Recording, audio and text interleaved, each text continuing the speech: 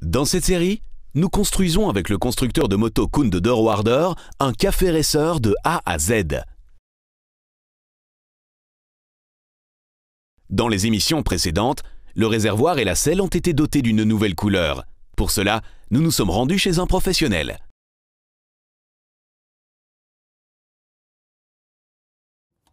Aujourd'hui, c'est au tour des pieds de fourche. Koen y a accordé dès l'achat beaucoup d'attention. Ce qui est très important aussi, ce sont les pieds de fourche, mais à première vue, ils n'ont pas l'air mal. S'ils étaient rouillés, eh bien, il y a des bacs d'arrêt dedans, et elles casseraient sans cesse. Et la seule solution serait d'installer de nouveaux pieds, mais ceux-ci ont l'air encore bons. Heureusement, car de nouveaux pieds de fourche ne sont pas bon marché. Si vous ne pouvez pas en trouver de nouveaux, le chromage dur constitue également une option. Ici, la couche de chrome abîmée est éliminée et les pieds sont à nouveau dotés d'un chromage dur. Koen a démonté complètement les pieds de fourche il y a un moment. Il a commandé de l'huile fraîche et des bacs d'arrêt et amené les supports de pieds de fourche chez le spécialiste de laquage en poudre. Les supports de pieds de fourche ont été dotés à nouveau de lac en poudre. Ils sont à nouveau très beaux et même l'intérieur est propre. Je peux donc remonter l'ensemble. Je vais bien sûr remplacer les anciennes bacs d'arrêt que j'ai retirées par un jeu de nouvelles. J'ai aussi rassemblé toutes les pièces originales ici sur la table afin de ne rien oublier.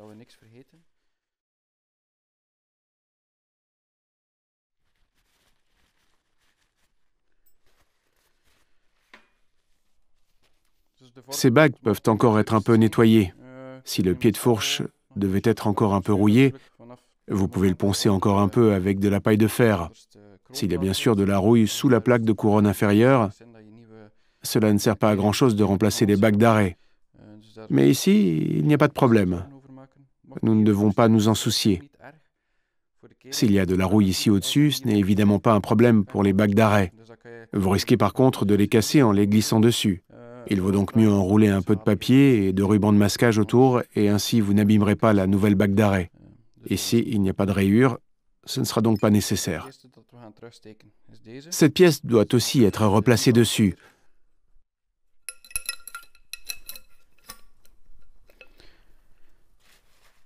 Elle maintiendra le ressort de rebondissement, ou plutôt sa barre, bien au milieu. Vous voyez qu'il y a ici aussi un filetage dessus.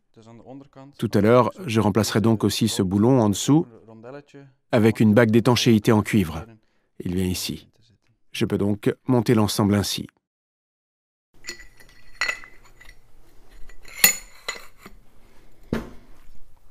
La première chose que je dois placer ici, c'est cette bague.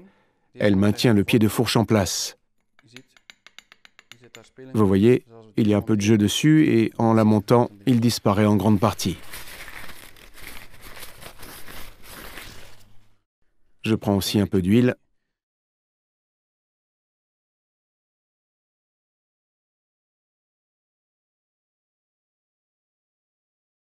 Vous pouvez voir que cette bague peut être comprimée.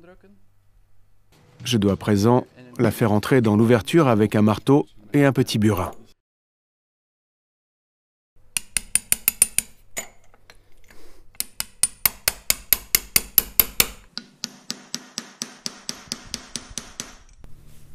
La buse de remplissage est maintenant en place.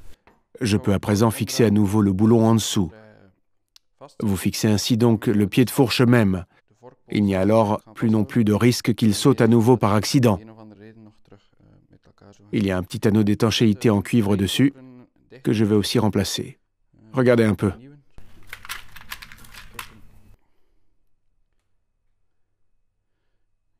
Ça fonctionne. Il faut donc placer un nouvel anneau dessus. Pourquoi? Une fois le boulon serré, la forme de ce boulon est imprimée dans l'anneau. Si vous le desserrez et le resserrez donc, il est difficile d'obtenir une bonne étanchéité. Ce serait évidemment dommage si toute l'huile ressortait simplement après le montage. Je le replace donc.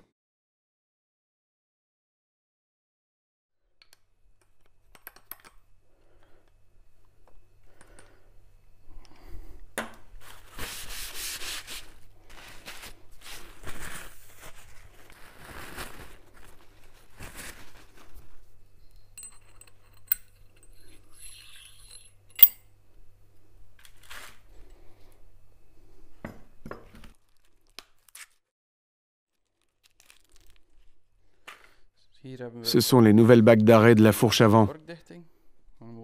Je vérifie toujours si elles correspondent aux anciennes. Et cela se présente bien.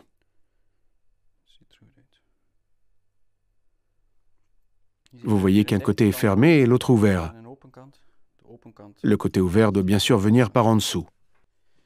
Je vais chauffer un peu cette partie du support de pied de fourche avec un générateur d'air chaud afin que la bague d'arrêt y entre plus facilement.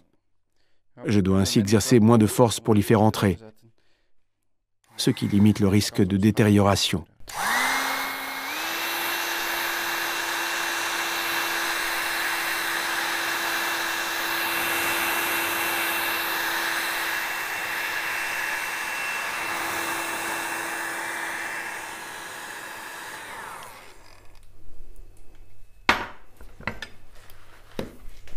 Ici aussi, vous pouvez utiliser un peu de graisse à frein.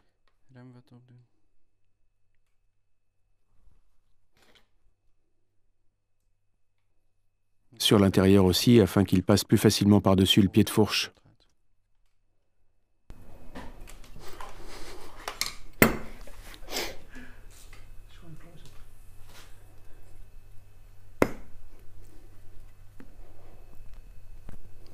J'utilise l'ancien anneau pour pousser le nouveau à sa place.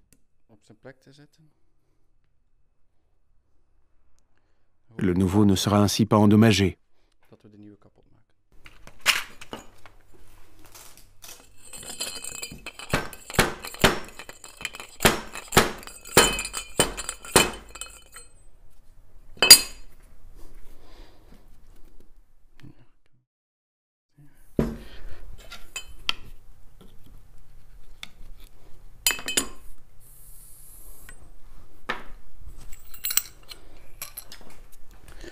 Vous voyez, l'étanchéité de fourche est partout pareille. Elle est donc bien en place.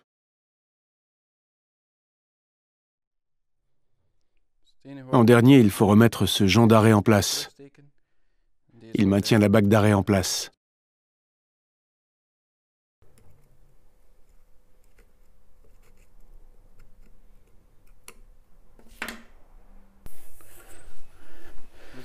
Le pied de fourche est à présent assemblé.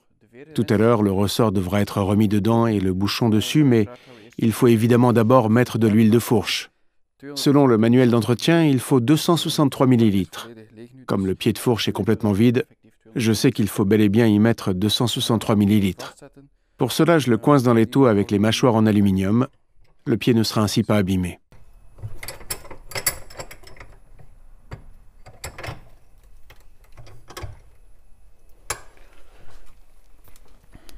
Voici de l'huile de fourche. C'est de l'huile de 15W, mais il y en a aussi de 5W, 10W, 20W, etc.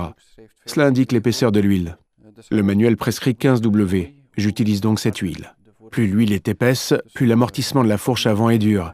Si vous utilisez donc 5W, l'amortissement sera souple, tandis qu'avec 20W, il sera bien plus dur. J'utilise les 15W prescrits.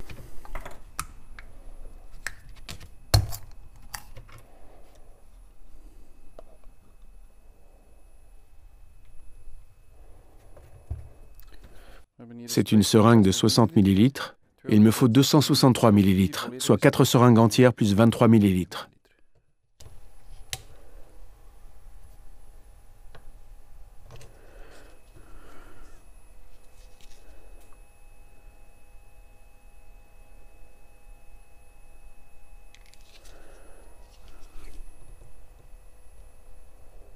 Voici une première seringue de 60 ml.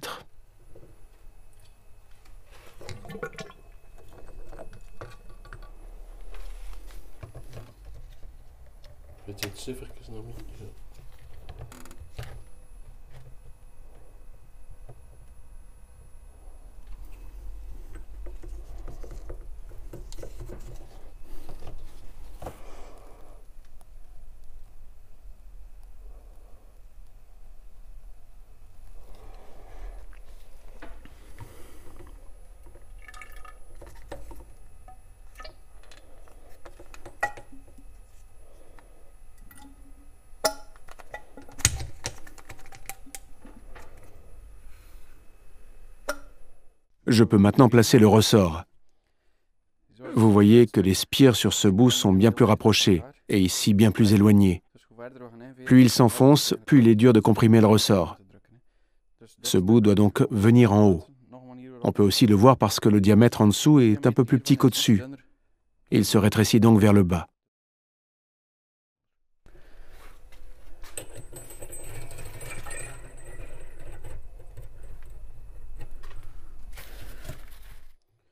À présent, le bouchon doit être poussé dedans. Et par la suite, je pourrai placer cette bague dedans et le bouchon sera coincé.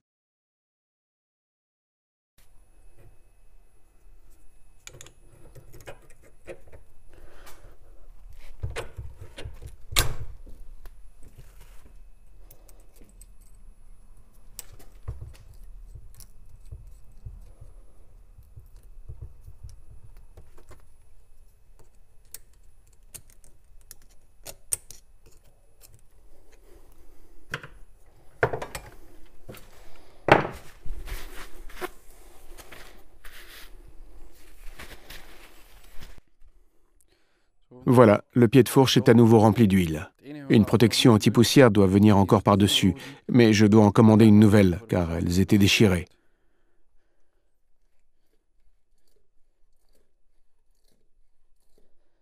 Et ainsi, vous pouvez rapidement contrôler si tout est bien étanché en dessous. On ne voit pas d'huile, en haut non plus. Ce pied est donc prêt. Je vais maintenant remonter l'autre pied de la même manière.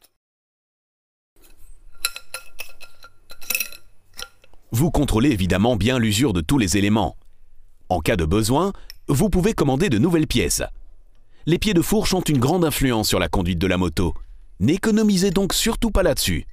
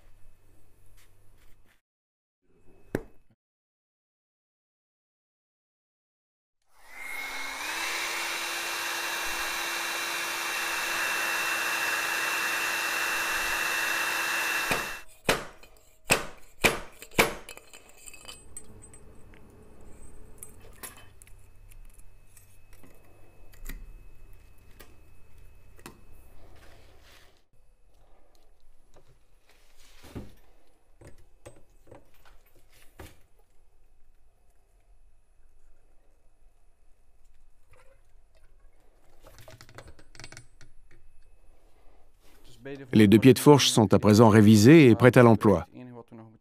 En tout dernier, ce cache peut être remis dessus afin qu'on ne voit plus la fixation.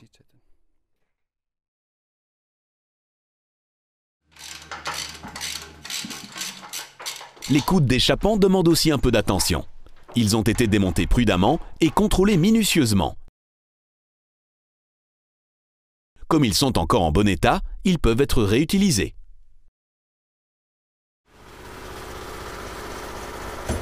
Vu qu'il y a tout de même beaucoup d'oxydation superficielle sur les coudes, Koen décide de d'abord les grenailler en profondeur.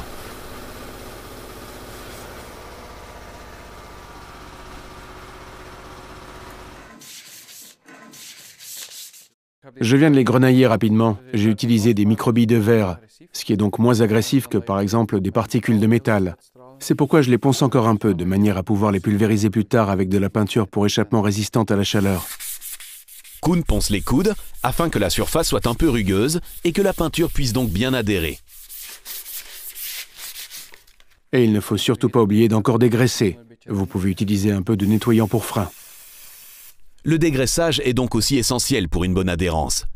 Vous éliminez ainsi également la dernière poussière de ponçage. Koen peut ensuite pulvériser les coudes. Secouez la bombe suffisamment longtemps pour éviter les éclaboussures lors de la pulvérisation. Utilisez bien ici une peinture résistante à la chaleur, car les coudes d'échappement peuvent chauffer très fort.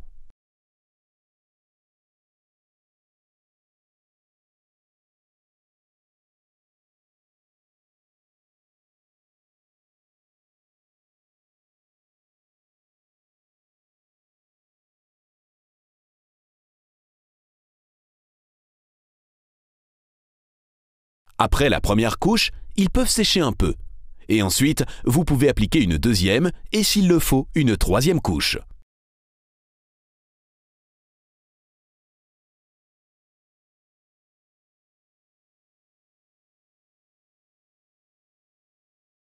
Voilà, ils sont prêts aussi à être montés sur notre café racer.